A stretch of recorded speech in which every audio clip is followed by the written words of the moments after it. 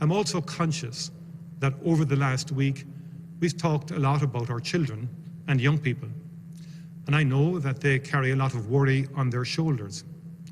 And I want to take a moment to speak directly to you. A lot has been asked of you in the last year and a half. You've had to spend less time with your friends, miss out on special occasions, and you've been unable just to enjoy normality. Now we're asking you to wear masks in school, and soon we may be asking you to get vaccinated. Through it all, you have been extraordinary. You have done what you've been asked without complaint, and you've done it not for yourselves, but for your parents, your grandparents, your community, and your country. You are a very special generation. Thank you for what you've done and what you continue to do.